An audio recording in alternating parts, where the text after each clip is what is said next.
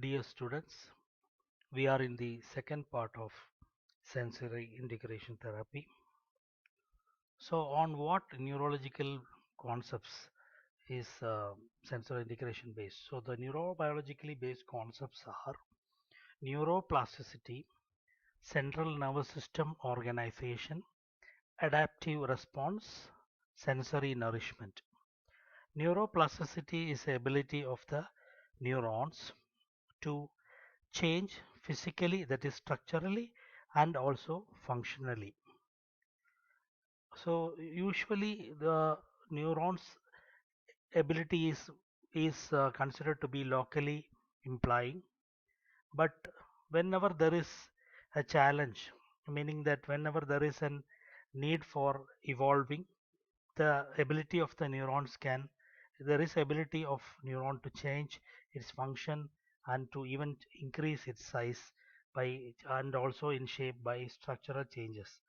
This ability is very much essential for treatment, especially in physiotherapy.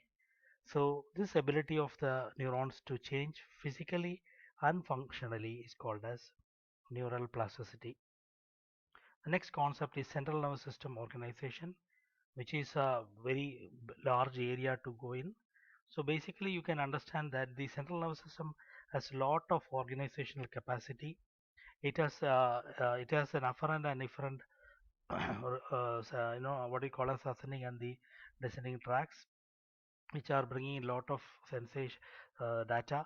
So that's what we call as sensation, and then it may be related to the nuclei, and from there it can be relate to different areas of the brain. Major area which is going to be related is going to somatosensory area. Before that, thalami may be it may relate to thalami, and then will be refined sensations, or the chemical stimulations may be reaching to the appropriate areas of the brain. And then particularly these areas, again this may be related to the extrapyramidal systems such as the cerebellum, the basal ganglia, the nuclei, all these areas. And then again proper it may be related to the motor area to give a proper movement. Or movement both can be combined with voluntary as well as voluntary and involuntary motions, which are mostly controlled by the motor area, along with the lower order spinal level reflexes also can happen. So the central nervous system organization has to be considered in while in sensory integration therapy. Adaptive response is the ability of the brain, that is the central nervous system, to respond to particular stimuli in a different way through adaptation. Sensory nourishment is an area where what we are trying to understand is the nourishment means the variety of sensation which is essential for a person's central nervous system development. The second point, that is the central nervous system organization. For central nervous system organization, a good maturation and good healthy development of a brain, meaning that the good healthy development of a child intellectually, and every manner, like in all kind of skills, we require sensory nourishment in proper environment which is full of rich sensations, which is essential to for the healthy development of the central nervous system organization. So what is the development process of sensory integration? Detection through sensory receptors relaying to the particular areas, and registration of the sensation is the first process of for the development of sensory integration. And whenever it is registered, after that, as I already told you, the same sensation which is registered can be sent to different area to relate to different area for proper understanding and processing of the sensation. Then sensory discrimination, even in the same similar pathway, a particular sensor comes in the same time but from different areas. It is called as the ability of the brain to sense the same sensation coming from the same part of the limb but from different area of the limb is called as what we understand as a sensory discrimination. In case of tactile, what I'm talking, in case of auditory it may be different. So discriminating a particular same sense at a particular same moment, different sensation may come, visual sensation may come, tactile sensation may come, and in the same tactile sensation different types of tactile area from in a different area. Maybe a sense comes from hand, a different sense comes from lower limb. In the lower limb itself, a sense comes from the foot, so tactile sense coming from the knee, from the thigh area, the proprioceptive sense coming from the left ankle joint or the right neck joint. So these kind of how to discriminating properly these senses is the ability. So that ability is also the due process of development. It happens. Higher sensory integrative skills are the what we use for higher skills such as speech, communication, and then higher gross motor skills is a behavior which we show. These all require higher sensory integrative skills. So just for example, if to understand that a touch, there is something is touching my lower limb or something is touching my hand or that is a lower order sensory skill. But to understand exactly what type of object is touching, to say that this for that is what we call it as stereognosis, the ability to understand that to understand the shape of an object. Those kind of higher sensory integrative skills develop on the basis of these skills which we already the process which we have already discussed. And then it will depend upon the targeted occupation. According to your occupation, the cricketer may have a skill, develop highly developed skills for cricketing. A driver, a pilot, like a fighter jet pilot in war may have a different type of his sensory system is totally developed in a different aspect to withstand all the stress and the requirement for that flying a jet in a Mach 1 speed or something like that. So these processes happens. So all these processes are essential. We should understand, the physiotherapist should understand all these skills so as to deliver required and effective treatment to the clients. So input. So three area which already we discussed. The input, all the input that is the senses will go to the CNS. Here the sensory integration happens.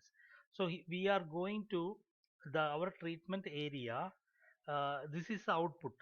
So this is the abnormal area what we are facing. Here we are facing abnormal in the output area. The client comes with abnormality. Maybe the abnormality as we already have we have been discussed, that is regarding the severity. Now we'll be discussing in the next slides. That is hyperactivity, hypoactivity, sensory seeking, craving, these kind of behaviors or abnormality. So we have to control. The therapy will be controlling in areas such as senses, and the sense has to be controlled. The senses has to be therapeutically controlled, and also therapeutically controlled in the areas such as in the sensory integration area which happens in the CNS is registering, orientating, selecting, integrating, analyzing, organize, plan, and output bar deciding that. So these factors are very important. So in the senses, vision, hearing, smell, taste, touch, proprioception, vestibular, all those will be the senses. And the CNS, all these senses, all of this may come together to the CNS, and all of that has to be registered, then orientated. Selection of whichever, that is what we call a sensory discrimination, will happen. Even though that comes from different areas of the body, it happens inside the CNS. And to integrate those whatever has been selected and discriminated, and has to be integrated, so that it will then, after integration, these data will be analyzed by the representing area which is going to which will be giving command to the action area, that is a motor area. So this analysis is a very important part. If the body or the CNS can analyze only what has been integrated. So if the whatever has been integrated is abnormal, it can analyze the sensation in an abnormal manner. So abnormal analyzing will happen to abnormal planning and abnormal decision. That is what we see as abnormality in the children's with which whom we will be giving sensory integration therapy. So normal person will register normally, orientate normally, in the same way it is happening in the environment. The same measure whatever is happening, he will be able we are all able to do that, and then our brain will integrate it, and whatever will be analyzed by your brain is normal to what is happening in the environment. But for an abnormal child, the integration what is happening is abnormal, so the what the brain analyzes is abnormal, and so what we the child plans, the motor planning, the all the behavioral planning, everything, all the skills will be going to abnormality. So what the result which we see from any person, when we are interacting socially with any person, what we see is what we are perceiving, and that person what his perception is. If it is similar, we find it easy for them to socially communicate with them, because what we see about something and what we feel about something is the same way they are also seeing. So that means we consider them normal. But for children who don't perceive things in the same way we are feeling, we consider them abnormal. Maybe a normal population can consider like, but we as a physiotherapist, we cannot consider like that. We have to understand the problem they are facing here in the sensation, how it is registered, orientated, and selected. So the therapy will be trying to influence the how the senses are coming to the person, to the how it is been relayed to the CNS, and we will the effect treatment will be effective in controlling the senses, and also to you know facilitate the first the four process, that is register, orientate, select, and integrate these senses in the particular entity's brain. So like that, we can slowly change the perception of the patient's body, perception of his world, adapt his or her adaptive responses, and thereby the whole learning process. Learning process means not only intellectual learning, all kinds of physical, skillful learning, fine motor skill learning, all those learning process will be influenced. So we can say that in which disorder are we using this? Mainly the disorder which we are the sensory integration therapy is meant to be effective in normalizing the abnormalities are sensory processing disorder, SPD, or what is sensory? It is a problems in those children with sensory process disorder will have problems in directing, regulating, interpreting, and responding to sensory input. So what will be their problem in directing, regulating, interpreting, and responding? So sensory input, whatever comes into enters their body, has difficulty in the direction they have to travel, and how that sensory input is regulated is abnormal. The way it is interpreted, that is it comes to analysis is interpretation, how they interpret it, how they analyze it is going to be abnormal, and therefore what will happen is they will be responding what we get as a the what we see outside as a behavior, basically behavior which may be abnormal behavior in speech, abnormal physical movement, abnormal repetitive behavior, aggressive behavior. All those are actually sensory response, which are to what they show to the sensory input which they are getting. So here the idea is to so here what happens, so this will affect the child's response. The child may respond abnormally to the normal environment, abnormally to a normally behaving people, abnormal response to normally given tasks for activities